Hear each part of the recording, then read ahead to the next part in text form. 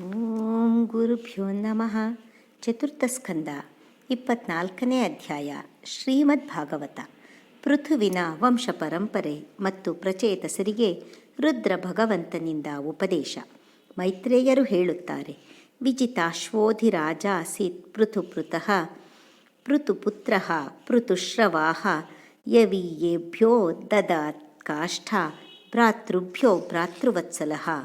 ಪೃಥುವಿನ ಅನಂತರ ಪರಮ ಯಶಸ್ವಿಯಾದ ಆತನ ಪುತ್ರ ವಿಜಿತಾಶ್ವನು ಮಹಾರಾಜನಾದನು. ಆತನಿಗೆ ತನ್ನ ತಮ್ಮಂದಿರಲ್ಲಿ ತುಂಬಿದ ವಾತ್ಸಲ್ಯವಿತ್ತು. ಆದ್ದರಿಂದ ಆತನು ತನ್ನ 4 ಮಂದಿ ತಮ್ಮಂದಿರಿಗೂ ಒಂದೊಂದು ದಿಕ್ಕಿನ ರಾಜ್ಯಾಧಿಕಾರವನ್ನು ವಹಿಸಿಕೊಟ್ಟನು. ಅದರಲ್ಲಿ ಹರ್ಯಕ್ಷನಿಗೆ ಪೂರ್ವ ದಿಕ್ಕಿನ ಅಧಿಪತ್ಯವೂ, ಧೂಮ್ರಕೇಶನಿಗೆ ದಕ್ಷಿಣ ದಿಕ್ಕಿನ ಅಧಿಪತ್ಯವೂ, ವೃಕನಿಗೆ ಪಶ್ಚಿಮ ದಿಕ್ಕಿನ ಅಧಿಪತ್ಯವೂ ಮತ್ತು ದ್ರವಿಣನಿಗೆ ಉತ್ತರ ದಿಕ್ಕಿನ ಅಧಿಪತ್ಯವೂ ಕೊಡಲ್ಪಟ್ಟಿತು. ವಿಜಿತಾಶ್ವನು ಇಂದ್ರನಿಂದ ಅಂತರ್ಧಾನ ಹೊಂದುವ ಶಕ್ತಿಯನ್ನು ಸಂಪಾದಿಸಿದ್ದರಿಂದ ಅಂತರ್ಧಾನ ಎಂಬ ಹೆಸರಿನಿಂದಲೂ ಆತನನ್ನು ಕರೆಯುತ್ತಿದ್ದರು. ಆತನು ತನ್ನ ಪತ್ನಿಯಾದ ಶಿಖಂಡಿನಿಯಲ್ಲಿ ಪಾವಕ, ಪವಮಾನ ಮತ್ತು ಶುಚಿ ಎಂಬ 3 ಪುತ್ರರನ್ನು ಪಡೆದನು.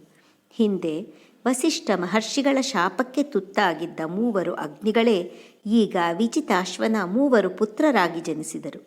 ಮುಂದೆ ಅವರು ಯೋಗ ಮಾರ್ಗವನ್ನವಲಂಬಿಸಿ ಮತ್ತೆ ತಮ್ಮ ಅಗ್ನಿರೂಪವನ್ನು ಪಡೆದುಕೊಂಡರು. ಅಂತರ್ಧಾನನಿಗೆ ನಭಸ್ವತಿ ಎಂಬ ಪತ್ನಿಯಲ್ಲಿ ಹವಿರ್ದಾನ ಎಂಬ ಪುತ್ರ ಶ್ರೇಷ್ಠನು ಹುಟ್ಟಿದನು. ಹೀಗೆ ಆತನಿಗೆ 4 ಮಂದಿ ಪುತ್ರರತ್ನರು ಜನಿಸಿದರು. ಆ ಅಂತರ್ಧಾನ ಮಹಾರಾಜನು ಪರಮೋದಾರಿಯಾಗಿದ್ದನು. ತನ್ನ ತಂದೆ ಪೃಥುಚಕ್ರವರ್ತಿಯ ಯಜ್ಞಾಶ್ವವನ್ನು ಇಂದ್ರನು ಅಪಹರಿಸಿ ಸಿಕ್ಕಿಬಿದ್ದಾಗಲೂ ಆತನು ಇಂದ್ರನನ್ನು ವಧಿಸಲಿಲ್ಲ. ಕಂದಾಯವನ್ನು ಸಂಗ್ರಹಿಸುವುದು, ದಂಡನೆಯನ್ನು ಕೊಡುವುದು, ದಂಡ ಹಾಕುವುದು ಮುಂತಾದವು ಕಠೋರವಾದ ಕರ್ತವ್ಯಗಳು. ಇವುಗಳಿಂದ ಇತರರಿಗೆ ಕಷ್ಟ ಉಂಟಾಗುತ್ತದೆ ಎಂದು ಭಾವಿಸಿ ಆ ಸಾಧು ಶ್ರೇಷ್ಠನು ಒಂದು ದೀರ್ಘಕಾಲದ ಯಜ್ಞದೀಕ್ಷೆಯನ್ನು ಕೈಗೊಂಡನು. ಯಜ್ಞದೀಕ್ಷಿತನು ಲೌಕಿಕವಾದ ರಾಜಕಾರ್ಯಗಳಲ್ಲಿ ಭಾಗವಹಿಸಬಾರದು ಎಂಬ ನೆಪದಿಂದ ತನ್ನ ರಾಜವೃತ್ತಿಯನ್ನು ಬಿಟ್ಟುಬಿಟ್ಟನು. ಆ ಆತ್ಮಜ್ಞಾನಿಯಾದ ರಾಜನು ರಾಜಕಾರ್ಯದಲ್ಲಿ ತೊಡಗಿರುವಾಗಲೇ ಭಕ್ತ ಭಯಭಂಜಕನೂ ಪರಿಪೂರ್ಣನೂ ಆದ ಪರಮಾತ್ಮನನ್ನು ಆರಾಧಿಸುತ್ತಾ ಸ್ಥಿರವಾದ ಸಮಾಧಿಯ ಮೂಲಕ ಆ ಶ್ರೀ ಭಗವಂತನ ದಿವ್ಯ ಲೋಕವನ್ನು ಸೇರಿಬಿಟ್ಟನು. ಮುಂದೆ ಹವಿರ್ದಾನನು ತನ್ನ ಪತ್ನಿ ಹವಿರ್ದಾನಿಯಲ್ಲಿ ಬರ್ಹಿಷದ, ಗಯ, ಶುಕ್ಲ, ಕೃಷ್ಣ, ಸತ್ಯ ಮತ್ತು ಜಿತವರ್ತ ಎಂಬ 6 ಮಂದಿ ಪುತ್ರರನ್ನು ಪಡೆದನು. ಎಲೈ ಕುರುಶ್ರೇಷ್ಠನೇ, ಆ ಪುತ್ರರಲ್ಲಿ ಹವಿರ್ದಾನನ ಮಗನಾದ ಮಹಾತ್ಮನಾದ ಬರ್ಹಿಷದನು ಯಜ್ಞವೇ ಮುಂತಾದ ಕರ್ಮಕಾಂಡದಲ್ಲಿಯೂ ಅಂತೆಯೇ ಯೋಗಾಭ್ಯಾಸದಲ್ಲಿಯೂ ಕುಶಲನಾಗಿದ್ದನು. ಇವುಗಳಿಂದ ಆತನು ಪ್ರಜಾಪತಿಯ ಪದವಿಯನ್ನು ಗಳಿಸಿದನು. ಬರ್ಹಿಷದನು ನಾನಾ ಸ್ಥಾನಗಳಲ್ಲಿ ನಿರಂತರವಾಗಿ ಎಷ್ಟು ಯಜ್ಞಗಳನ್ನಾಚರಿಸಿದನೆಂದರೆ ಈ ಸಮಸ್ತ ಭೂಮಂಡಲವು ಆತನು ಯಜ್ಞಗಳನ್ನು ಆಚರಿಸಿದಾಗ ಹರಡಿದ ಪೂರ್ವಾಗ್ರವಾದ ದರ್ಬೆಗಳಿಂದಲೇ ತುಂಬಿ ಹೋಯಿತು. ಆದ್ದರಿಂದಲೇ ಮುಂದೆ ಆತನು ಪ್ರಾಚೀನ ಬರ್ಹಿ ಎಂಬ ಹೆಸರಿನಿಂದ ವಿಖ್ಯಾತನಾದನು. ಈ ಪ್ರಾಚೀನ ಬರ್ಹಿ ಮಹಾರಾಜನು ದೇವದೇವರಾದ ಬ್ರಹ್ಮದೇವರ ಆಣತಿಯಂತೆ ಸಮುದ್ರರಾಜನ ಪುತ್ರಿಯಾದ ಶತಧೃತಿ ಎಂಬಾಕೆಯನ್ನು ಮದುವೆಯಾದನು. ಅವಳ ರೂಪ ಲಾವಣ್ಯಗಳನ್ನು ಹೇಗೆ ತಾನೇ ವರ್ಣಿಸುವುದು? ಸರ್ವಾಂಗ ಸುಂದರಿಯಾದ ಆಕೆಯು ಸುಂದರವಾದ ಉಡುಗೆ ತೊಡುಗೆಗಳನ್ನು ಧರಿಸಿ ವಿವಾಹ ಮಂಟಪಕ್ಕೆ ಬಂದು ಪತಿಯೊಡನೆ ಅಗ್ನಿಯನ್ನು ಪ್ರದಕ್ಷಿಣೆ ಮಾಡುತ್ತಿದ್ದಾಗ ಅಗ್ನಿದೇವನೇ ಆಕೆಯನ್ನು ಕಂಡು ಮೋಹಗೊಂಡನು. ಹಿಂದೆ ಹೆಣ್ಣು ಗಿಳಿಯ ರೂಪವನ್ನು ಧರಿಸಿದ್ದ ಸ್ವಾಹಾದೇವಿಯನ್ನು ಕಾಮಿಸಿದಂತೆಯೇ ಅಗ್ನಿಯು ಆಕೆಯನ್ನು ಕಾಮಿಸಿದನು. ಮಧುವಣಗಿತ್ತಿಯಾದ ಆಕೆಯ ಝಣಝಣಿಸುವ ನೂಪುರಗಳನ್ನು ಧರಿಸಿ ಬಂದಾಗ ಆ ಕಾಲಂದುಗೆಗಳ ಧ್ವನಿಗೆ ದಿಕ್ಕು ವಿದಿಕ್ಕುಗಳಲ್ಲಿರುವ ದೇವತೆಗಳು, ಅಸುರರು, ಗಂಧರ್ವರು, ಮುನಿಗಳು, ಸಿದ್ಧರು, ಮನುಷ್ಯರು ಮತ್ತು ನಾಗರು ಎಲ್ಲರೂ ಮನಸೋತು ಪರವಶರಾದರು. ಪ್ರಾಚೀನ ಬರ್ಹಿ ಮಹಾರಾಜನಿಗೆ ಶತಧೃತಿಯ ಗರ್ಭದಲ್ಲಿ ಪ್ರಚೇತಸರೆಂಬ ಹೆಸರುಳ್ಳ 10 ಮಂದಿ ಪುತ್ರರು ಜನಿಸಿದರು. ಅವರೆಲ್ಲರೂ ಅತ್ಯಂತ ಧರ್ಮಜ್ಞರಾಗಿದ್ದರು. ಅವರ ಹೆಸರು ಮತ್ತು ಆಚರಣೆಗಳು ಅದೇ ರೀತಿಯಲ್ಲಿದ್ದವು. ತಂದೆ ಪ್ರಾಚೀನ ಬರ್ಹಿಯು ಸಂತಾನವನ್ನು ಪಡೆಯಿರಿ ಎಂದು ಆದೇಶ ನೀಡಲು ಅವರು ಅದನ್ನು ಶಿರಸಾವಹಿಸಿ ತಪಸ್ಸು ಮಾಡುವುದಕ್ಕಾಗಿ ಸಮುದ್ರವನ್ನು ಪ್ರವೇಶ ಮಾಡಿದರು. 10,000 ವರ್ಷಗಳ ಕಾಲ ತಪಸ್ಸನ್ನಾಚರಿಸುತ್ತಾ ತಪಸ್ಸಿನ ಫಲವನ್ನು ನೀಡುವ ಶ್ರೀಹರಿಯನ್ನು ಆರಾಧಿಸತೊಡಗಿದರು. ತಪಸ್ಸು ಮಾಡುವುದಕ್ಕಾಗಿ ಅವರು ಮನೆಯನ್ನು ಬಿಟ್ಟು ಹೊರಟಾಗ ಮಾರ್ಗದಲ್ಲಿ ಸ್ವಾಮಿ ಶ್ರೀ ಮಹಾದೇವನೇ ದರ್ಶನವನ್ನಿತ್ತು ಕರುಣೆಯಿಂದ ಉಪದೇಶ ಮಾಡಿದ ತತ್ವವನ್ನು ಕುರಿತು ಅವರು ಏಕಾಗ್ರತಾಪೂರ್ವಕವಾಗಿ ಧ್ಯಾನ, ಜಪ ಮತ್ತು ಪೂಜೆಗಳನ್ನಾಚರಿಸುತ್ತಿದ್ದರು. ಮೈತ್ರೇಯ ಮಹರ್ಷಿಗಳು ಹೀಗೆ ಹೇಳಿದುದನ್ನು ಕೇಳಿ ವಿದುರನು ಅವರನ್ನು ಪ್ರಶ್ನಿಸಿದನು. ಮಹಾತ್ಮರೇ, ಪ್ರಚೇತಸರಿಗೆ ಮಾರ್ಗದಲ್ಲಿ ಶ್ರೀ ಮಹಾದೇವನ ಭೇಟಿ ಹೇಗಾಯಿತು? ಅವರಲ್ಲಿ ಪ್ರಸನ್ನನಾಗಿ ಭಗವಂತನಾದ ಶಂಕರನು ಅವರಿಗೆ ಏನನ್ನು ಉಪದೇಶ ಮಾಡಿದನು? ಆ ಸಾರರೂಪವಾದ ಮಾತನ್ನು ತಾವು ಕೃಪೆಯಿಟ್ಟು ನನಗೆ ತಿಳಿಸೋಣವಾಗಲಿ. ಬ್ರಹ್ಮರ್ಷಿಗಳೇ, ದೇಹವನ್ನು ಧರಿಸಿರುವ ಸಂಸಾರಿಗಳಿಗೆ ಶಿವನ ದರ್ಶನವೇ ಅತ್ಯಂತ ದುರ್ಲಭ. ಮುನಿಜನರೂ ಕೂಡ ಎಲ್ಲ ಬಗೆಯ ಆಸಕ್ತಿಗಳನ್ನು ತೊರೆದು ಆತನನ್ನು ಪಡೆಯುವುದಕ್ಕಾಗಿ ನಿರಂತರವಾಗಿ ಧ್ಯಾನ ಮಾಡುವರೇ ಹೊರತು ಸುಲಭವಾಗಿ ಪಡೆಯುವುದಿಲ್ಲ. ಹೀಗಿರುವಾಗ ಇತರರ ವಿಷಯದಲ್ಲಿ ಹೇಳತಕ್ಕದ್ದೇನಿದೆ? ಭಗವಂತನಾದ ಶ್ರೀ ಶಂಕರನು ಆತ್ಮಾರಾಮನು, ತನಗೋಸ್ಕರ ಯಾವುದನ್ನು ಮಾಡಿಕೊಳ್ಳುವವನಲ್ಲ. ಆದರೂ ಲೋಕವನ್ನು ಸಲಹುವುದಕ್ಕಾಗಿ ತನ್ನ ಘೋರರೂಪವಾದ ಶಕ್ತಿ ದೇವಿಯೊಡನೆ ಎಲ್ಲೆಲ್ಲಿಯೂ ಸಂಚರಿಸುತ್ತಿರುವನು. ಮೈತ್ರೇಯರು ಹೇಳುತ್ತಾರೆ, ಎಲೈ ಮಹಾತ್ಮನೇ ಕೇಳು. ಸಾಧು ಶ್ರೇಷ್ಠರಾದ ಪ್ರಚೇತಸರು ತಂದೆಯ ಮಾತನ್ನು ಶಿರಸಾವಹಿಸಿ ತಪಸ್ಸು ಮಾಡುವ ಆದರ ಉತ್ಸಾಹಗಳಿಂದ ಪಶ್ಚಿಮ ದಿಕ್ಕಿಗೆ ಹೊರಟರು. ಹಾಗೆ ಹೋಗುತ್ತಿರುವಾಗ ಅವರಿಗೆ ಮಾರ್ಗದಲ್ಲಿ ಸಮುದ್ರದಂತೆ ವಿಶಾಲವಾದ ಒಂದು ಸರೋವರವು ಕಾಣಿಸಿತು. ಆ ಸರೋವರವು ಮಹಾಪುರುಷರ ಮನಸ್ಸಿನಂತೆ ಸ್ವಚ್ಛವಾಗಿತ್ತು. ಅದರಲ್ಲಿದ್ದ ಮೀನುಗಳೇ ಮುಂತಾದ ಜಲಚರ ಪ್ರಾಣಿಗಳು ಪ್ರಸನ್ನವಾಗಿರುವಂತೆ ಕಾಣುತ್ತಿದ್ದವು. ಕನ್ನೈದಿಲೆಗಳೇ, ಕೆಂದಾವರೆಗಳೇ ಮುಂತಾದ ಬಣ್ಣ ಬಣ್ಣದ ಬಗೆ ಬಗೆಯ ನೈದಿಲೆಗಳು, ತಾವರೆಗಳು ಅದರಲ್ಲಿ ಕಂಗೊಳಿಸುತ್ತಿದ್ದವು. ಹಂಸ, ಸಾರಸ, ಚಕ್ರವಾಕ ಮತ್ತು ಕಾರಂಡವಗಳೇ ಮುಂತಾದ ನೀರು ಹಕ್ಕಿಗಳು ಅದರ ದಡದಲ್ಲಿ ಕಲಕಲ ಧ್ವನಿ ಮಾಡುತ್ತಿದ್ದವು. ಆ ರಮಣೀಯವಾದ ಸರೋವರದ 4 ಕಡೆಗಳಲ್ಲಿಯೂ ಸೊಂಪಾಗಿ ಬೆಳೆದಿದ್ದ ಬಗೆ ಬಗೆಯ ಗಿಡ ಮರ ಬಳ್ಳಿಗಳ ಮೇಲೆ ಮದದಿಂದ ಸೊಕ್ಕಿದ್ದ ದುಂಬಿಗಳು ಝೇಂಕರಿಸುತ್ತಿರಲಾಗಿ ಆ ಗಿಡ ಮರ ಬಳ್ಳಿಗಳು ಆ ಮಧುರ ಧ್ವನಿಯಿಂದ ರೋಮಾಂಚಿತವಾಗಿವೆಯೋ ಎಂಬಂತೆ ಶೋಭಿಸುತ್ತಿದ್ದವು. ತಾವರೆಯ ದಂಟುಗಳಲ್ಲಿದ್ದ ಪೂಧೂಳಿಯನ್ನು ಗಾಳಿಯು ಎಲ್ಲೆಲ್ಲಿಯೂ ಚೆಲ್ಲುತ್ತಾ ಜನರಿಗೆ ಆನಂದೋತ್ಸವವನ್ನುಂಟು ಮಾಡುತ್ತಿತ್ತು. ಅಲ್ಲಿ ದಿವ್ಯವಾದ ಮಾರ್ಗವಿಧಾನದಿಂದ ಕೂಡಿ ಕಿವಿಗಳಿಗೆ ಹಬ್ಬವಾಗಿದ್ದ ಮೃದಂಗ, ಪಣಹಗಳೇ ಮುಂತಾದ ವಾದ್ಯಗಳ ಸಂಗೀತ ಧ್ವನಿಯನ್ನು ಕೇಳಿ ಆ ರಾಜಪುತ್ರರಿಗೆ ಆಶ್ಚರ್ಯವಾಯಿತು. ಅಷ್ಟರಲ್ಲೇ ಅವರಿಗೆ ಅಲ್ಲಿ ದೇವಾದಿದೇವನಾದ ಭಗವಂತನಾದ ಶ್ರೀ ಶಂಕರನು ತನ್ನ ಅನುಚರರೊಡನೆ ಆ ಸರೋವರದಿಂದ ಹೊರಗೆ ಬರುತ್ತಿರುವುದು ಕಾಣಿಸಿತು.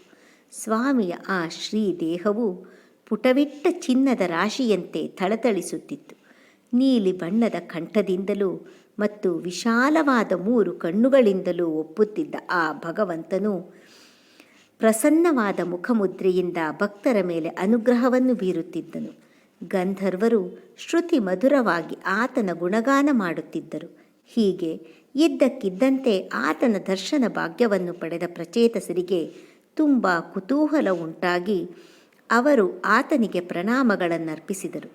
ಆಗ ಶರಣಾಗತರ ಪೀಡೆಯನ್ನು ಪರಿಹರಿಸುವವನು, ಧರ್ಮವತ್ಸಲನೂ ಆದ ದೇವದೇವನಾದ ಆ ಮಹಾದೇವನು ತನ್ನನ್ನು ನೋಡಿ ಸಂತೋಷಗೊಂಡ ಧರ್ಮಜ್ಞರು, ಶೀಲ ಸಂಪನ್ನರೂ ಆದ ರಾಜಕುಮಾರರಲ್ಲಿ ಪ್ರಸನ್ನನಾಗಿ ಅವರಿಗೆ ಹೀಗೆ ಹೇಳಿದನು. ಪ್ರಚೇತಸರೇ, ನೀವು ಪ್ರಾಚೀನ ಬರ್ಹಿ ಮಹಾರಾಜನ ಸುಪುತ್ರರು. ನೀವು ಏನು ಮಾಡಬೇಕೆಂಬುದಿದ್ದೀರೆಂಬುದು ನನಗೆ ತಿಳಿದಿದೆ. ನಿಮಗೆ ಮಂಗಳವಾಗಲಿ. ಈಗ ನಿಮ್ಮನ್ನು ಅನುಗ್ರಹಿಸುವುದಕ್ಕಾಗಿಯೇ ಹೀಗೆ ನಿಮಗೆ ದರ್ಶನವನ್ನು ನೀಡಿದ್ದೇನೆ. ನಿಮ್ಮಲ್ಲಿ ನನಗೆ ಏತಕ್ಕೆ ಇಷ್ಟೊಂದು ಪ್ರೀತಿ ಎಂದರೆ, ತ್ರಿಗುಣಾತ್ಮಕವಾದ ಪ್ರಕೃತಿಗಿಂತಲೂ ಮತ್ತು ಜೀವನಿಗಿಂತಲೂ ಪರನಾಗಿ ಅವುಗಳಿಗೆ ನಿಯಾಮಕನಾಗಿರುವ ಭಗವಂತನಾದ ಶ್ರೀ ವಾಸುದೇವನನ್ನು ಸಾಕ್ಷಾತ್ತಾಗಿ ಯಾವನು ಶರಣು ಹೊಂದುತ್ತಾನೆಯೋ ಅವನು ನನಗೆ ತುಂಬ ಪ್ರಿಯನಾಗುತ್ತಾನೆ. ಸ್ವಧರ್ಮನಿಷ್ಠ ಶತಚತ್ಮಭಿಃ ಶತಜನ್ಮಭಿಃ ಪುಮಾನ್ ವಿರಿಂಚತಾಮೇತಿ ತತಃ ಪರಂ ಹಿಮಾಂ ಅವ್ಯಾಕೃತಂ ಭಗವತೋತ ವೈಷ್ಣವಂ ಪದಂ ಯಥಾಹಂ ವಿಬುಧಾಃ ಕಲಾತ್ಯಗೆ. ತನ್ನ ವರ್ಣಾಶ್ರಮ ಧರ್ಮವನ್ನು ಚೆನ್ನಾಗಿ ಪಾಲನೆ ಮಾಡುವ ಮನುಷ್ಯನು 100 ಜನ್ಮಗಳ ನಂತರ ಬ್ರಹ್ಮದೇವರ ಪದವನ್ನು ಪಡೆಯುತ್ತಾನೆ. ಅದಕ್ಕಿಂತಲೂ ಹೆಚ್ಚು ಪುಣ್ಯವನ್ನು ಗಳಿಸಿದರೆ ಆತನು ನನ್ನನ್ನು ಹೊಂದುವನು. ಭಗವಂತನಲ್ಲಿ ಅನನ್ಯ ಭಕ್ತಿಯುಳ್ಳ ಭಾಗವತೋತ್ತಮನಾದರೋ ನೇರವಾಗಿ ಸರ್ವಾತೀತವಾಗಿರುವ ಭಗವಂತನ ವಿಷ್ಣುವಿನ ಪರಮ ಪದವನ್ನೇ ಪಡೆಯುವನು. ನಾವು ಮತ್ತು ನಮ್ಮಂತಹ ಅಧಿಕಾರಿಕ ಪುರುಷರಾದ ದೇವತೆಗಳು ನಮ್ಮ ಅಧಿಕಾರದ ಕಾಲವು ಮುಗಿದ ನಂತರ ಹೋಗಿ ಸೇರುವ ಪರಮೋತ್ತಮ ಪದವದು. ನೀವು ಶ್ರೀ ಭಗವಂತನ ಮಹಾಭಕ್ತರಾಗಿರುವುದರಿಂದ ನನಗೂ ಶ್ರೀ ಭಗವಂತನಷ್ಟೇ ಪ್ರಿಯರಾಗಿದ್ದೀರಿ. ಅಂತೆಯೇ ಭಗವಂತನ ಭಕ್ತರಿಗೂ ನನಗಿಂತಲೂ ಪ್ರಿಯನಾದವನು ಬೇರಾವನು ಎಂದಿಗೂ ಇರುವುದಿಲ್ಲ. ಈಗ ನಾನು ನಿಮಗೆ ಅತ್ಯಂತ ಪವಿತ್ರವೂ ಮಂಗಳಕರವೂ ಮೋಕ್ಷಪ್ರದವೂ ಆದ ಒಂದು ಸ್ತೋತ್ರವನ್ನು ಉಪದೇಶಿಸುತ್ತೇನೆ. ಇದನ್ನು ನೀವು ಶುದ್ಧ ಭಾವದಿಂದ ಜಪಿಸಬೇಕು. ಮೈತ್ರೇಯರು ಹೇಳುತ್ತಾರೆ, ಆಗ ಕರುಣಾರ್ದ್ರ ಹೃದಯನಾದ ನಾರಾಯಣ ಪರನಾದ ಭಗವಾನ್ ಶಂಭುವು ತನ್ನ ಮುಂದೆ ಕೈ ಜೋಡಿಸಿ ನಿಂತುಕೊಂಡ ಆ ರಾಜಕುಮಾರರಿಗೆ ಈ ಸ್ತೋತ್ರವನ್ನು ಉಪದೇಶ ಮಾಡಿದನು. ಶ್ರೀ ರುದ್ರಗೀತ. ಭಗವಂತನು ಹೇಳುತ್ತಾನೆ, ಜಿತಂ ತ ಆತ್ಮವಿದ್ದುರ್ಯಸ್ತ್ವಸ್ತಯೇ ಸ್ವಸ್ತಿರಸ್ತು ಮೇ ಭವತಾ ರಾಧಸಾರಾಧಂ ಸರ್ವಸ್ಮ ಆತ್ಮನೇ ನಮಃ. ಓ ಪರಮಾತ್ಮನೇ, ನಿನಗೆ ಜಯವಾಗಲಿ. ಆತ್ಮಜ್ಞರಿಗೆ ನಾಯಕನಾಗಿ ಅವರನ್ನು ರಕ್ಷಣೆ ಮಾಡುವ ಜ್ಞಾನ ಪ್ರಭುವೇ, ಅವರ ಕ್ಷೇಮಕ್ಕಾಗಿ ನಿನಗೆ ಜಯವಾಗಲಿ. ಇದರಿಂದ ನನಗೆ ಕ್ಷೇಮ ಉಂಟಾಗಲಿ. ಸಿದ್ಧ ಸ್ವರೂಪನಾಗಿರುವ ನಿನ್ನಿಂದಲೇ ಇದು ಸಿದ್ಧವಾಗಿದೆ. ಸರ್ವವೂ ಆಗಿ ಸರ್ವಾತ್ಮನೂ ಆಗಿರುವ ನಿನಗೆ ನಮೋ ನಮಃ. ನಮಃ ಪಂಕಜನಾಭಾಯ ಭೂತ ಸೂಕ್ಷ್ಮೇಂದ್ರಿಯಾತ್ಮನೆ ವಾಸುದೇವಾಯ ಶಾಂತಾಯ ಕೂಟಸ್ಥಾಯ ಸ್ವರೋಚಿಷೆ. ಜಗತ್ತಿಗೆ ಕಾರಣವಾದ ಪದ್ಮವನ್ನು ನಾಭಿಯಲ್ಲಿ ಹೊಂದಿದವನಾಗಿ ಪಂಚಭೂತಗಳಿಗೂ ಪಂಚತನ್ಮಾತ್ರೆಗಳಿಗೂ ಇಂದ್ರಿಯಗಳಿಗೂ ನಿಯಾಮಕನಾಗಿ ಪ್ರಶಾಂತನಾಗಿ ಎಲ್ಲಕ್ಕೂ ಶಿಖರ ಸ್ಥಾನದಲ್ಲಿರುವ ಮೂಲ ಪುರುಷನಾಗಿ ಸ್ವಯಂ ಪ್ರಕಾಶನಾಗಿರುವ ಪರಮಾತ್ಮ ವಾಸುದೇವನೇ, ನಿನಗೆ ನಮೋ ನಮಃ. ಸಂಕರ್ಷಣಾಯ ಸೂಕ್ಷ್ಮಾಯ ದುರಂತಾಯಾಂತಕಾಯ ನಮೋ ವಿಶ್ವಪ್ರಬೋಧಾಯ ಪ್ರದ್ಯುಮ್ನಾಯಾಂತರಾತ್ಮನೆ ನಮೋ ನಮೋ ಅನಿರುದ್ಧಾಯ ಹೃಷಿಕೇಶೇಂದ್ರಿಯಾತ್ಮನೆ ನಮಃ ಪರಮಹಂಸಾಯ ಪೂರ್ಣಾಯ ನಿಭೃತಾತ್ಮನೆ ಸ್ವರ್ಗಾಪವರ್ಗದ್ವಾರಾಯ ನಿತ್ಯಂ ಶುಚಿಪದೇ ನಮಃ. ನಮೋ ಹಿರಣ್ಯವೀರ್ಯಾಯ ಚಾತುರ್ಹೋತ್ರಾಯ ತಂತವೇ. ಸೂಕ್ಷ್ಮರೂಪಿಯು ಅಂತರಹಿತನೂ ಸರ್ವಸಂಹಾರಕನೂ ಆಗಿರುವ ಸಂಕರ್ಷಣ ರೂಪಿಯಾದ ನಿನಗೆ ನಮಸ್ಕಾರವು. ವಿಶ್ವವನ್ನು ಎಚ್ಚರಗೊಳಿಸುವ ವಿಶ್ವಕ್ಕೆ ಅಂತರಾತ್ಮನಾಗಿರುವ ಪ್ರದ್ಯುಮ್ನ ರೂಪಿಯಾದ ನಿನಗೆ ನಮಸ್ಕಾರವು. ಇಂದ್ರಿಯಗಳಿಗೆ ಅಧಿಪತಿಯಾಗಿ ಅವುಗಳಿಗೆ ಆತ್ಮನಾಗಿರುವ ಅನಿರುದ್ಧ ರೂಪಿಯಾದ ನಿನಗೆ ನಮಸ್ಕಾರವು. ಪರಿಪೂರ್ಣನಾಗಿ ನಿಶ್ಚಲನಾಗಿ ಸ್ವರ್ಗ ಮೋಕ್ಷಗಳೆರಡಕ್ಕೂ ದ್ವಾರವಾಗಿರುವ ಜ್ಞಾನಾಕಾಶಸ್ಥನಾದ ಜ್ಞಾನ ಸೂರ್ಯ ಸ್ವರೂಪಿಯಾದ ನಿನಗೆ ನಮಸ್ಕಾರವು. ಸುವರ್ಣವನ್ನು ವೀರ್ಯವನ್ನಾಗಿ ಹೊಂದಿರುವವನು, ಚಾತುರ್ಮಾಸ್ಯವೇ ಮುಂತಾದ ಯಜ್ಞಗಳಿಗೆ ಸಾಧನವಾಗಿ ಅವುಗಳನ್ನು ವಿಸ್ತರಿಸುವವನೂ ಆಗಿರುವ ಅಗ್ನಿದೇವ ಸ್ವರೂಪಿಯಾದ ನಿನಗೆ ನಮಸ್ಕಾರವು. ನಮಃ ಊರ್ಜಯಿಷೇ ತ್ರಯ್ಯಾಹ ಪತಯೇ ಯಜ್ಞರೇತಸೆ ತೃಪ್ತಿದಾಯ ಚ ಜೀವಾನಾಂ ನಮಃ ಸರ್ವರಸಾತ್ಮನೆ ಸರ್ವಸತ್ವಾತ್ಮದೇಹಾಯ ವಿಶೇಷಾಯ ಸ್ಥವೀಯಸೆ ನಮಸ್ತ್ರೈಲೋಕ್ಯಪಾಲಾಯ ಸಹ ಓಜೋ ಬಲಾಯ ಚ. ದೇವತೆಗಳಿಗೂ ಪಿತೃಗಳಿಗೂ ಬಲವೂ ಅನ್ನವೂ ಆಗಿರುವ ಸೋಮರೂಪಿಗೆ ನಮಸ್ಕಾರವು. ವೇದಗಳಿಗೆ ಪತ್ನಿಯಾದ ಯಜ್ಞೇಶನಿಗೆ ನಮಸ್ಕಾರವು. ಎಲ್ಲ ಜೀವಿಗಳಿಗೂ ತೃಪ್ತಿಯನ್ನುಂಟು ಮಾಡುವ ಸರ್ವರಸರೂಪಿಯಾದ ಸ್ವಾಮಿಗೆ ನಮಸ್ಕಾರವು. ಎಲ್ಲ ಪ್ರಾಣಿಗಳಿಗೂ ನೆಲೆಯಾಗಿರುವ ಸ್ಥೂಲ ವಿರಾಟ್ ಪುರುಷರೂಪಿಗೆ, 3 ಲೋಕಗಳ ಪಾಲಕನಿಗೆ, ಇಂದ್ರಿಯ ಶಕ್ತಿ, ಪ್ರಾಣಶಕ್ತಿ ಮತ್ತು ದೇಹಶಕ್ತಿ ರೂಪನಿಗೆ ನಮೋ ನಮಃ. ಈ ಮುಬ್ಬಗೆಯ ಬಲಗಳಿಗೆ ನೆಲೆಯಾಗಿರುವ ವಾಯುರೂಪಿಗೆ ನಮಸ್ಕಾರವು. ಅರ್ಥಲಿಂಗಾಯ ನಭಸೆ ನಮೋ ಅಂತರ್ಬಹಿರಾತ್ಮನೆ ನಮಃ ಪುಣ್ಯಾಯ ಲೋಕಾಯ ಆಮುಷ್ಮೈ ಭೂರಿವರ್ಚಸೆ ತನಗೆ ಗುಣವಾಗಿರುವ ಶಬ್ದದಿಂದ ಪದಾರ್ಥಗಳ ಅರಿವನ್ನುಂಟು ಮಾಡುತ್ತಾ ಒಳಗೂ ಹೊರಗೂ ತುಂಬಿಕೊಂಡಿರುವ ಮಹಾ ತೇಜೋಮಯವಾದ ಪುಣ್ಯಲೋಕಗಳಿಗೆ ಆಧಾರವಾಗಿರುವ ಆಕಾಶರೂಪಿಗೆ ನಮಸ್ಕಾರವು. ಇಂದ್ರಿಯಗಳಿಗೆ ಗೋಚರನಾಗದೆ ಇಂದ್ರಿಯ ವಿಷಯಗಳ ಮೂಲಕ ಜನಸಾಮಾನ್ಯರಿಂದ ಊಹಿಸಿ ತಿಳಿಯಲ್ಪಡುವವನು, ಒಳಗೂ ಹೊರಗೂ ತುಂಬಿಕೊಂಡಿರುವವನು, ಮಹಾ ತೇಜೋಮಯನು, ಪರಮ ವೈಕುಂಠರೂಪಿಯು, ಪುಣ್ಯ ದರ್ಶನನೂ ಆದ ಜ್ಞಾನಾಕಾಶರೂಪಿಯಾದ ಪರಮಾತ್ಮನಿಗೆ ನಮಸ್ಕಾರವು. ಪ್ರವೃತ್ತಾಯ ನಿವೃತ್ತಾಯ ಪಿತೃದೇವಾಯ ಕರ್ಮಣೆ ನಮೋ ಧರ್ಮ ವಿಪಾಕಾಯ ಮೃತ್ಯುವೇ ದುಃಖದಾಯ ಚ. ಪಿತೃಲೋಕಕ್ಕೆ ಒಯ್ಯುವ ಪ್ರಕೃತಿ ಪ್ರವೃತ್ತಿ ಕರ್ಮರೂಪಿಯು, ನಿವೃತ್ತಿ ಕರ್ಮರೂಪಿಯು ಈ ಇಬ್ಬಗೆಯ ಧರ್ಮಗಳ ಮೂರ್ತಿಯಾಗಿರುವಂತೆಯೇ ಅಧರ್ಮಗಳ ಫಲವಾಗಿ ದುಃಖವನ್ನುಂಟು ಮಾಡುವ ಮೃತ್ಯುರೂಪಿಯೂ ಆಗಿ ಧರ್ಮಾಧರ್ಮಗಳೆರಡಕ್ಕೂ ನಿಯಾಮಕನಾಗಿರುವ ದೇವನಿಗೆ ನಮಸ್ಕಾರವು. ನಮಸ್ತ ಆಶೀಷಾಮೀಶ ಮನವೇ ಕಾರಣಾತ್ಮನೆ ನಮೋ ಧರ್ಮಾಯ ಬೃಹತೆ ಕೃಷ್ಣಾಯ ಕುಂಠ ಮೇಧಸೆ ಪುರುಷಾಯ ಪುರಾಣಾಯ ಸಾಂಖ್ಯ ಯೋಗೇಶ್ವರಾಯ ಚ ಶಕ್ತಿತ್ರಯ ಸಮೇತಾಯ ಮೀಡುಷೇ ಹಂಕೃತಾತ್ಮನೆ ಚೇತ ಆಕೂತಿರೂಪಾಯ ನಮೋ ವಾಚೆ ವಿಭೂತಯೇ. ಕಾಮನೆಗಳನ್ನು ಪೂರ್ಣಗೊಳಿಸಲು ಕಾರಣನಾದವನೇ, ಮಂತ್ರರೂಪಿಯೇ, ಮಹಾಧರ್ಮ ಸ್ವರೂಪಿಯೂ, ಕುಂದಿಸಲಾಗದ ಎದುರಿಸಲಾಗದ ಮೇಧೆಯುಳ್ಳವನು, ಪುರಾಣ ಪುರುಷನು, ಸಾಂಖ್ಯ ಮತ್ತು ಯೋಗಗಳಿಗೆ ಈಶ್ವರನೂ ಆಗಿರುವ ಶ್ರೀಕೃಷ್ಣ ಸ್ವರೂಪಿಯಾದ ನಿನಗೆ ನಮಸ್ಕಾರವು. ಜ್ಞಾನಶಕ್ತಿ, ಇಚ್ಛಾಶಕ್ತಿ ಮತ್ತು ಕ್ರಿಯಾಶಕ್ತಿಗಳಿಂದ ಕೂಡಿದ ಮಹಾವೀರ್ಯಶಾಲಿಯಾಗಿ ಅಹಂಕಾರ ತತ್ವಕ್ಕೆ ಅಧಿಪತಿಯಾದ ರುದ್ರರೂಪಿಯು, ಜ್ಞಾನ ಕ್ರಿಯೆಗಳಿಗೆ ಅಧಿಪತಿಯಾದ ಬ್ರಹ್ಮರೂಪಿಯು, ಪರ, ಪಶ್ಯಂತಿ, ಮಧ್ಯಮ, ವೈಖರಿ ಎಂಬ 4 ಬಗೆಯ ವಾಣಿ ಪ್ರಕಾರನೂ ಆಗಿರುವ ನಿನಗೆ ನಮಸ್ಕಾರವು. ದರ್ಶನಂ ನೋ ದಿದೃಕ್ಷೂಣಾಂ ದೇಹಿ ಭಾಗವತಾರ್ಚಿತಂ ರೂಪಂ ಪ್ರಿಯತಮಂ ಸ್ವಾನಾಂ ಸರ್ವೇಂದ್ರಿಯ ಗುಣಾಂಜನಂ. ನಿನ್ನ ದಿವ್ಯ ಮಂಗಳ ವಿಗ್ರಹವನ್ನು ನೋಡಬೇಕೆಂದು ಹಂಬಲಿಸುತ್ತಿರುವ ನಮಗೆ ಭಾಗವತ ಶ್ರೇಷ್ಠರಿಂದ ಪೂಜಿತವಾಗಿ ಆತ್ಮೀಯ ಭಕ್ತರಿಗೆ ಅತ್ಯಂತ ಪ್ರಿಯತಮವಾಗಿ ಎಲ್ಲ ಇಂದ್ರಿಯಗಳಿಗೂ ತೃಪ್ತಿಯನ್ನುಂಟು ಮಾಡುವ ಗುಣಗಳಿಂದ ಸಂಪನ್ನವಾಗಿರುವ ಆ ದಿವ್ಯ ಮೂರ್ತಿಯ ದರ್ಶನವನ್ನು ದಯಪಾಲಿಸು ಪ್ರಭುವೆ.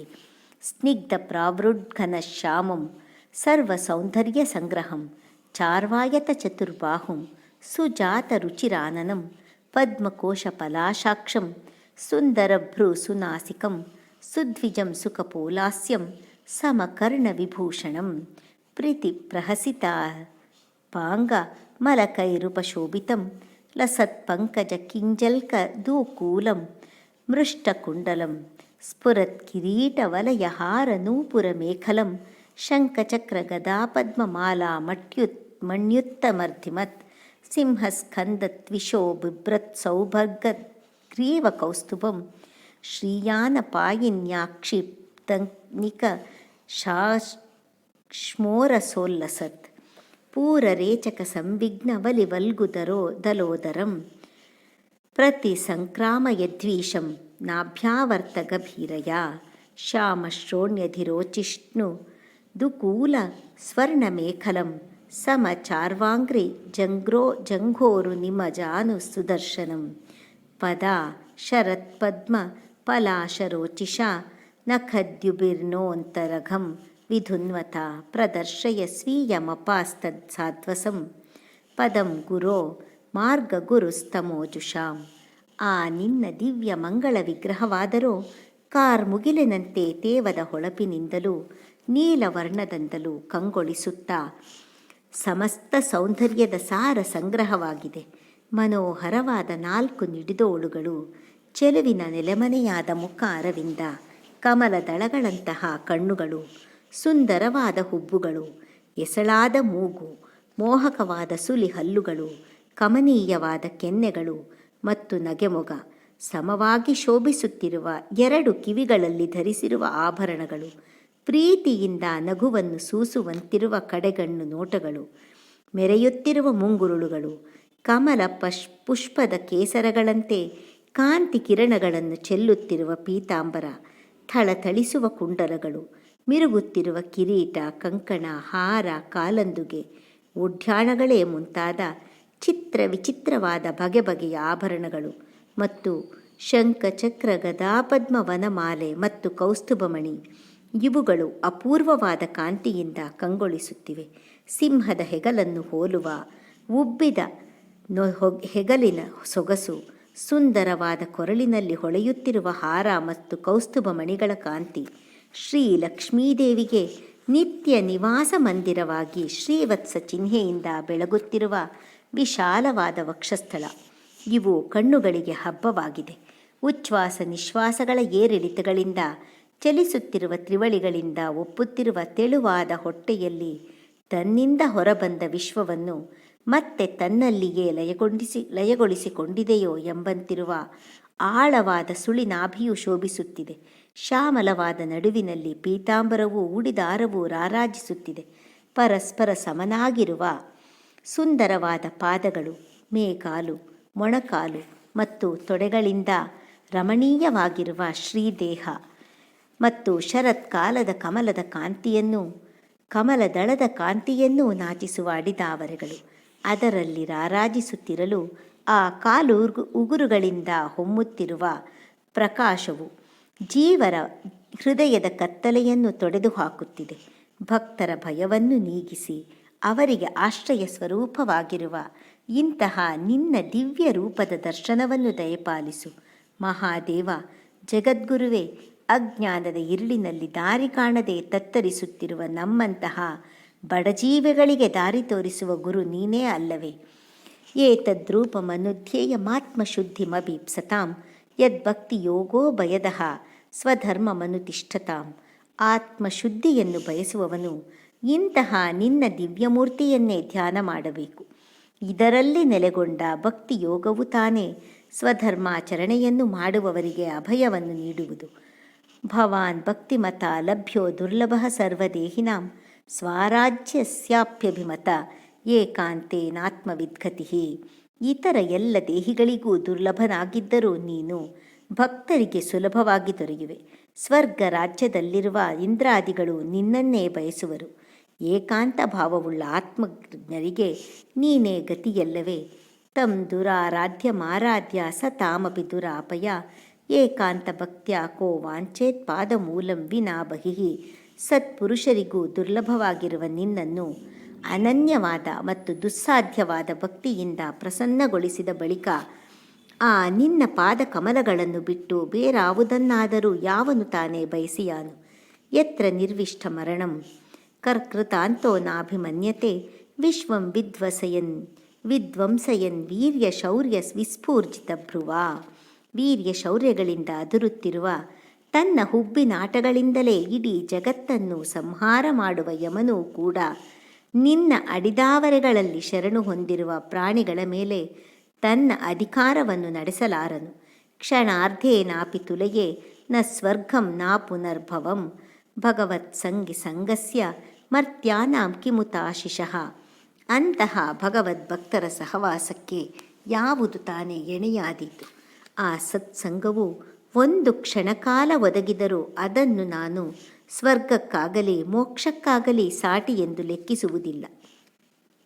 ಹೀಗಿರುವಾಗ ಮರಣ ಧರ್ಮವುಳ್ಳ ಮನುಷ್ಯರು ಬಯಸುವ ತುಚ್ಛವಾದ ಭೋಗಗಳಿಗೆ ಅದು ಹೇಗೆ ಸಮನಾದೀತು?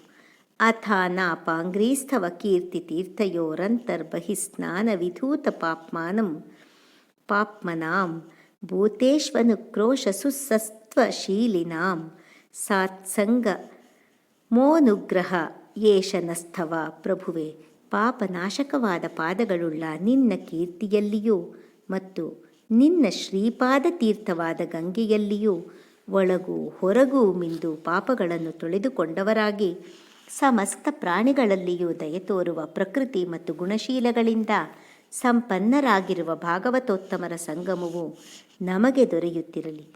ಇದೇ ನೀನು ನಮಗೆ ತೋರಬೇಕಾದ ಅನುಗ್ರಹ. ನ ಯಸ್ಯ ಚಿತ್ತಂ ಬಹಿರರ್ಥ ವಿಭ್ರಮಂ ತಮೋ ಗುಹಾಯಾಂ ಚ ವಿಶುದ್ಧಮಾವಿಶತ್ ಯದ್ಭಕ್ತಿಯೋಗಾನುಮಗೃಹೀತ ಮಂಚಸ ಮುನಿರ್ವಿಚಷ್ಟೇ ನನು ತತ್ರ ತೇ ಗತಿಂ. ಯಾವನ ಚಿತ್ತವು ನಿನ್ನನ್ನು ಕುರಿತಾದ ಭಕ್ತಿಯೋಗದಿಂದ ಅನುಗ್ರಹಿಸಲ್ಪಟ್ಟು ಪರಿಶುದ್ಧವಾಗಿ ಹೊರಗಿನ ವಿಷಯಗಳಲ್ಲಿ ಅಲೆದಾಡುವುದಿಲ್ಲವೋ ಮತ್ತು ಅಜ್ಞಾನದ ಗುಹೆಯಾಗಿರುವ ಪ್ರಕೃತಿಯಲ್ಲಿಯೂ ಪ್ರವೇಶ ಮಾಡುವುದಿಲ್ಲವೋ ಅಂತಹ ಮುನಿಯು ತಾನೇ ಶೀಘ್ರದಲ್ಲಿ ಆಯಾಸವಿಲ್ಲದೆಯೇ ನಿನ್ನ ಸ್ವರೂಪವನ್ನು ತಿಳಿಯಬಲ್ಲನು. ಯತ್ರೇದಂ ವ್ಯಜ್ಯತೆ ವಿಶ್ವಂ ವಿಶ್ವಸ್ಮಿನ್ನವಭಾತಿ ಯತ್ ತತ್ವಂ ಬ್ರಹ್ಮ ಪರಂ ಜ್ಯೋತಿರಾಕಾಶಮಿವ ವಿಸ್ತೃತಂ.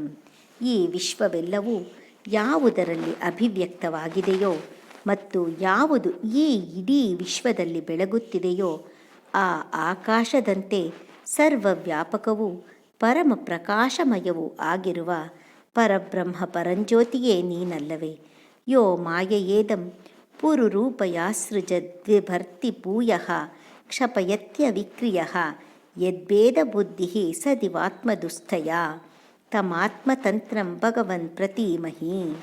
ಓ ಭಗವಂತನೇ, ನೀನು ನಾನಾ ರೂಪಗಳನ್ನು ಧರಿಸಿರುವ ಮಾಯೆಯಿಂದ ಈ ಜಗತ್ತನ್ನು ಸೃಷ್ಟಿಸಿ ಸಲಹಿ ಸಂಹರಿಸುತ್ತಿದ್ದರೂ ಯಾವ ವಿಕಾರಕ್ಕೂ ಒಳಪಡದವನಾಗಿರುವೆ. ಭೇದ ಬುದ್ಧಿಯನ್ನುಂಟು ಮಾಡುತ್ತಾ ಜಗತ್ತಿನಲ್ಲಿ ಎಲ್ಲರ ಮೇಲೂ ಪ್ರಭಾವವನ್ನು ಬೀರುತ್ತಿರುವ ಆ ಮಾಯೆಯು ನಿನ್ನ ವಿಷಯದಲ್ಲಿ ಮಾತ್ರ ತನ್ನ ಯಾವ ಪ್ರಭಾವವನ್ನು ಬೀರಲಾರದು. ಏಕೆಂದರೆ ನೀನು ಪರಮ ಸ್ವತಂತ್ರನು. ಕ್ರಿಯಾಕಲಾಪೈರಿದಮೇವ ಯೋಗಿನಃ ಶ್ರದ್ಧಾನ್ವಿತಾಃ ಸಾಧು ಯಜಂತಿ ಸಿದ್ಧಯೇ ಭೂತೇಂದ್ರಿಯಾಂತಃಕರಣೋಪಲಕ್ಷಿತಂ ವೇದೇ ಚ ತಂತ್ರೇ ಚ ತಯೇವ ಕೋವಿದಾಃ. ಪ್ರಭುವೆ, ಹೀಗೆ ನೀನು ಪಂಚಭೂತಗಳನ್ನು, ಇಂದ್ರಿಯಗಳನ್ನು, ಅಂತಃಕರಣಗಳನ್ನು ಮೀರಿದವನಾಗಿ ಅವುಗಳಿಗೆ ಪ್ರೇರಕನಾಗಿದ್ದರೂ ಅವುಗಳ ಮೂಲಕವೇ ಸೂಚಿತನಾಗುತ್ತಿದ್ದೀಯೆ. ಇಂತಹ ನಿನ್ನನ್ನು ಕರ್ಮಯೋಗಿಗಳು ಶ್ರದ್ಧಾಯುಕ್ತರಾಗಿ ಫಲಸಿದ್ಧಿಗೋಸ್ಕರ ಯಜ್ಞಾದಿ ನಾನಾ ಕರ್ಮಗಳ ಮೂಲಕ ಆರಾಧಿಸುತ್ತಾರೆ. ಅಂತಹ ಯೋಗಿಗಳೇ ವೇದ ಮತ್ತು ತಂತ್ರಶಾಸ್ತ್ರಗಳಲ್ಲಿ ಪ್ರವೀಣರೆಂದು ತಿಳಿಯಬೇಕು. ತ್ವಮೇಕ ಆದ್ಯಃ ಪುರುಷಃ ಸುಪ್ತಶಕ್ತಿಸ್ಥಯ ರಜಸ್ತತ್ಸತ್ವತಮೋ ವಿಭಿದ್ಯತೆ ಮಹಾನಹಂ ಖಂ ಮರುದಗ್ನಿವಾರ್ಧರಾಃ ಸುರರ್ಷಯೋ ಭೂತಗಣ ಇದಂ ಯತಃ. ಓ ಸರ್ವಮೂಲನಾದ ಸ್ವಾಮಿಯೇ, ನೀನೇ ಅದ್ವಿತೀಯನಾದ ಆದಿಪುರುಷನು. ಸೃಷ್ಟಿಗೆ ಮೊದಲು ಮಾಯಾಶಕ್ತಿಯು ನಿನ್ನಲ್ಲೇ ಅಡಗಿ ನಿದ್ರಿಸುತ್ತಿರುತ್ತದೆ. ಅನಂತರ ಸೃಷ್ಟಿಕಾಲದಲ್ಲಿ ಸತ್ವ, ರಜಸ್ಸು, ತಮಸ್ಸು ಎಂಬ ಗುಣಗಳ ವಿಭಾಗವಾಗಿ ಮಹತ್ತತ್ವ, ಅಹಂಕಾರ, ಆಕಾಶ, ವಾಯು, ಅಗ್ನಿ, ಜಲ ಮತ್ತು ಭೂಮಿಗಳೆಂಬ ತತ್ವಗಳು, ದೇವತೆಗಳು, ಋಷಿಗಳು ಮತ್ತು ಸಮಸ್ತ ಪ್ರಾಣಿಗಳಿಂದ ಕೂಡಿದ ಈ ಜಗತ್ತು ಅವರಿಂದ ಉತ್ಪನ್ನವಾಗುವುದು. ಸೃಷ್ಟುಂ ಸ್ವಶಕ್ತ್ಯೇದಮನುಪ್ರವಿಷ್ಟಶ್ಚತುರ್ವಿಧಂ ಪುರಮಾತ್ಮಾಂಶಕೇನ ಅಥೋ ವಿದುಸ್ತಂ ಪುರುಷಂ ಸಂತಮಂತಭುಂಕ್ತೆ ಹೃಷಿಕೈರ್ಮಧು ಸಾರಗಂ ಯಃ. ಜೇನು ಹುಳುಗಳು ತಾವೇ ತಯಾರಿಸಿದ ಜೇನುತುಪ್ಪವನ್ನು ತಿನ್ನುವಂತೆ ಪುರುಷನು ನಿನ್ನ ಶಕ್ತಿಯಿಂದ ಸೃಷ್ಟಿಸಲ್ಪಟ್ಟ ಈ ಜರಾಯುಜ, ಅಂಡಜ, ಸ್ವೇದಜ ಮತ್ತು ಉದ್ವಿಜಗಳೆಂಬ 4 ಬಗೆಯ ದೇಹಗಳಲ್ಲಿ ಒಳಹೊಕ್ಕು ಇಂದ್ರಿಯಗಳ ಮೂಲಕ ವಿಷಯ ಸುಖಗಳನ್ನು ಅನುಭವಿಸುತ್ತಾನೆ.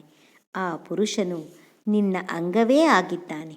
ಸ ಏಷ ಲೋಕಾನತಿ ಚಂಡವೇಗೋ ವಿಕರ್ಷಸಿ ತ್ವಂ ಖಲು ಕಾಲಯಾನಃ ಭೂತಾನಿ ಭೂತೈರನುಮೇಯ ತತ್ವೋ ಘನಾವಲಿ ವಾಯುರಿವಾವಿಷಹ್ಯಃ. ಸಹಿಸಲ ಶಕ್ಯವಾದ ಪ್ರಚಂಡ ವೇಗದಿಂದ ಬೀಸುವ ಗಾಳಿಯು ಮೋಡಗಳ ಸಮೂಹವನ್ನು ಚದುರಿಸುವಂತೆ ನೀನೇ ಕಾಲವೆಂಬ ರಥದಲ್ಲಿ ಕುಳಿತು ಸಹಿಸಲ ಸಾಧ್ಯವಾದ ಪ್ರಚಂಡವಾದ ಕಾಲವೇಗದಿಂದ ಭೂತಗಳನ್ನು ಚದುರಿಸಿ ಲಯಗೊಳಿಸುವೆ.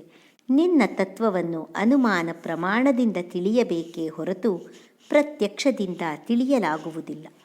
ಪ್ರಮತ್ತ ಮುಚ್ಚೈರಿತಿ ಕೃತ್ಯ ಚಿಂತೆಯ ಪ್ರವೃದ್ಧ ಲೋಭಂ ವಿಷಯೇಷು ಲಾಲಸಂ ತ್ವಮಪ್ರಮತ್ತಃ ಸಮಸಾಭಿಪದ್ಯಸೆ ಕ್ಷುಲ್ಲೇ ಲಿಹಾನೋ ಹಿರಿವಾಕುಮಂತಕಃ. ಇದನ್ನು ಮಾಡಬೇಕು, ಅದನ್ನು ಮಾಡಬೇಕು ಮುಂತಾದ ಚಿಂತಾ ಪರಂಪರೆಗಳಿಂದ ಲೋಭವು ಹೆಚ್ಚಿ ವಿಷಯ ಭೋಗಗಳಲ್ಲಿ ಆಸಕ್ತನಾಗಿ ಮೈಮರೆತಿರುವ ಪುರುಷನನ್ನು ಎಂದಿಗೂ ಮೈಮರೆಯದೆ ಎಚ್ಚರವಾಗಿರುವ ಕಾಲರೂಪಿಯಾದ ನೀನು ದಿಢೀರನೆ ಆಕ್ರಮಿಸಿ ಬಿಡುತ್ತೀಯೆ. ಹಸಿವಿನಿಂದ ನಾಲಿಗೆಯನ್ನು ಚಾಚಿರುವ ಸರ್ಪವು ಇಲಿಯನ್ನು ಕಬಳಿಸುವಂತೆ ಮೈಮರೆತಿರುವ ಪುರುಷ ಜಂತುವನ್ನು ಕಬಳಿಸಿ ಬಿಡುವೆ. ಕಸ್ತ್ವತ್ಪದಾಬ್ಜಂ ವಿಜಹಾತಿ ಪಂಡಿತೋ ಯಸ್ತೇವ ಮಾನವ್ಯಯಮಾನಕೇತನಃ ವಿಶಂಖಯಾಸ್ಮದ್ಗುರುರರ್ಚತಿ ಸ್ಮಯಃ ದ್ವಿನೋಪಪತ್ತಿಂ ಮನವಶ್ಚತುರ್ದಶ. ಯಾವ ಪಂಡಿತನು ತಾನೇ ನಿನ್ನನ್ನಾಧರಿಸಿ ಶರೀರದ ಆಯಸ್ಸನ್ನು ವ್ಯರ್ಥ ಮಾಡಿಕೊಂಡು ನಿನ್ನ ಪಾದಾರವಿಂದವನ್ನು ತೊರೆದಾನು. ನಮ್ಮ ಗುರುಗಳಾದ ಬ್ರಹ್ಮದೇವರು ಮತ್ತು 14 ಮಂದಿ ಮನುಗಳೂ ಕೂಡ ಯಾವ ವಿಚಾರವೂ ಇಲ್ಲದೆ ನಿಷ್ಕಪಟವಾದ ಭಕ್ತಿಯಿಂದ ಅದನ್ನು ಪೂಜಿಸುತ್ತಿದ್ದಾರಲ್ಲವೇ. ಅಥ ತ್ವಮಸಿ ನೋ ಬ್ರಹ್ಮನ್ ಪರಮಾತ್ಮ ವಿಪಶ್ಚಿತಾಂ ವಿಶ್ವಂ ರುದ್ರ ಭಯಾದ್ವಸ್ತಮ ಕುತಶ್ಚಿದ್ದಯಾ ಗತಿ. ಓ ಪರಬ್ರಹ್ಮವೇ, ಈ ಜಗತ್ತೆಲ್ಲವೂ ರುದ್ರರೂಪವಾದ ಕಾಲದ ಭಯದಿಂದ ವ್ಯಾಕುಲಗೊಂಡಿದೆ. ಒಂದಲ್ಲ ಒಂದು ದಿವಸ ಅದಕ್ಕೆ ಸಂಸಾರಿಗಳೆಲ್ಲರೂ ತುತ್ತಾಗಲೇಬೇಕು. ಆದ್ದರಿಂದ ಎಲೈ ಪರಮಾತ್ಮನೇ, ಈ ತತ್ವವನ್ನರಿತಿರುವ ನಮಗೆ ಯಾವ ಭಯಕ್ಕೂ ಎಂದಿಗೂ ಎಲ್ಲಿಯೂ ಎಡೆಯಿಲ್ಲದಿರುವ ಅಂತಹ ಪತಿಯು ನೀನು ತಾನೆ. ಎಲೈ ರಾಜಕುಮಾರರೇ, ನೀವು ಪರಿಶುದ್ಧ ಭಾವದಿಂದ ಸ್ವಧರ್ಮವನ್ನನುಷ್ಠಾನ ಮಾಡುತ್ತಾ ಶ್ರೀ ಭಗವಂತನಲ್ಲಿ ಚಿತ್ತವನ್ನು ನೆಲೆಗೊಳಿಸಿ ಈ ಮಂತ್ರವನ್ನು ಜಪಿಸಿರಿ. ಸರ್ವಾಂತರ್ಯಾಮಿಯಾಗಿ ನಿಮ್ಮ ಅಂತಃಕರಣದಲ್ಲಿಯೇ ನೆಲೆಸಿರುವ ಪರಮಾತ್ಮನಾದ ಶ್ರೀಹರಿಯನ್ನು ಮತ್ತೆ ಮತ್ತೆ ಸ್ತುತಿಸುತ್ತಾ ಧ್ಯಾನಿಸುತ್ತಾ ಪೂಜಿಸುತ್ತಿರಿ. ನಿಮಗೆ ನಾನು ಉಪದೇಶ ಮಾಡಿರುವ ಈ ಯೋಗಾದೇಶವೆಂಬ ಸ್ತೋತ್ರವನ್ನು ನೀವೆಲ್ಲರೂ ಮನಸ್ಸಿನಲ್ಲಿ ಧರಿಸಿ ಮುನಿವ್ರತವನ್ನಾಚರಿಸುತ್ತಾ ಅತ್ಯಂತ ಆದರದಿಂದ ಕೂಡಿ ಏಕಾಗ್ರ ಭಾವದಿಂದ ಅಭ್ಯಾಸ ಮಾಡುತ್ತೀರಿ. ಹಿಂದೆ ಭೃಗುವೆ ಮುಂತಾದ ತನ್ನ ಪುತ್ರರು ಪ್ರಜೆಗಳನ್ನು ಪಡೆಯಬೇಕೆಂಬ ಉತ್ಕಟವಾದ ಇಚ್ಛೆಯಿಂದ ಕೂಡಿರುವುದನ್ನು ಕಂಡು ಪ್ರಜಾಪತಿಗಳಿಗೂ ಅಧಿಪತಿಯಾದ ಭಗವಂತರಾದ ಬ್ರಹ್ಮದೇವರು ಈ ಸ್ತೋತ್ರವನ್ನು ಅವರಿಗೆ ಉಪದೇಶ ಮಾಡಿದ್ದರು. ಪ್ರಜಾಪತಿಗಳಾದ ನಮಗೆ ನೀವೆಲ್ಲರೂ ಪ್ರಜೆಗಳನ್ನು ವಿಸ್ತರಿಸಿರಿ ಎಂಬ ಆಜ್ಞೆಯು ಬಂದಾಗ ನಾವು ಈ ಸ್ತೋತ್ರದಿಂದಲೇ ಜಾಡ್ಯವನ್ನು ಕಳೆದುಕೊಂಡು ಪ್ರಜೆಗಳನ್ನು ಪಡೆದೆವು. ಅಥೇದಂ ನಿತ್ಯದ ಯುಕ್ತೋ ಜಪನ್ನವಹಿತಂ ಅವಹಿತಃ ಪುಮಾನ್ ಅಚಿರಾಚ್ರೇಯ ಆಪ್ನೋತಿ ವಾಸುದೇವ ಪರಾಯಣಃ.